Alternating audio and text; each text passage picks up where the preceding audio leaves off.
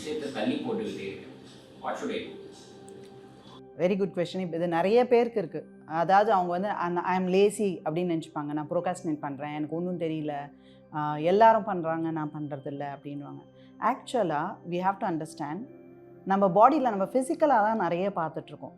But நம்ம procrastination சக்ரல் லெவலில் இருக்குது அப்படின்னா நீங்கள் நம்புவீங்களா? ஆக்சுவலாக it exist in the sacral level.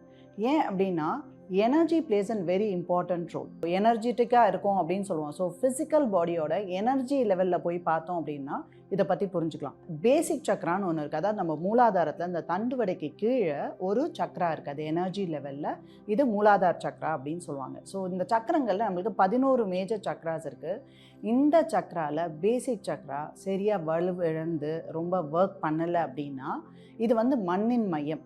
So நீங்கள் எவ்வளோ தான் எனர்ஜி தூங்கி எழுந்துக்கிறீங்க, நல்லா வந்து எனக்கு வேலை பார்க்கணும், இன்டென்ஷனாக நல்லா இருக்கும், பட் வந்து அது முடிக்கணும் அப்படின்னு வரும்போது சரி நாளைக்கு பார்த்துக்கலாம், இந்த மாதிரி நிறைய பேர் வருவாங்க எங்களுக்கு ஹீலிங்கில்.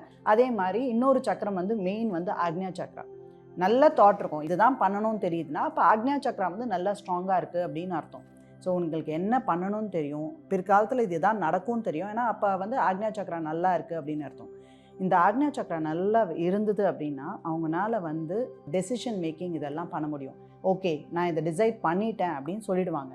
பட் நாளைக்கு மறுநாள் வந்து அது பண்ணணும் அப்படின்னு வரும்போது they will not able to do it, because it is not because of laziness, it's because the energy is not for them to implement it. So basic chakraவை நல்லா ஸ்ட்ராங் பண்ணி நம்ம ஹீலிங்கும் பண்ணிவிட்டு உங்களால் எக்ஸசைசஸ் ரெகுலராக பண்ணிவிட்டு யோகா போசஸ் சிலது இருக்குது பேசிக் சக்ராவை வந்து நம்ம பெருசு பண்ணுறதுக்கு. அந்த எக்ஸசைசஸ் வித் ஹீலிங் கண்டிப்பாக ப்ரொகாஸ்டினேஷன் லேசினஸை ஓவர் கம் பண்ணலாம்.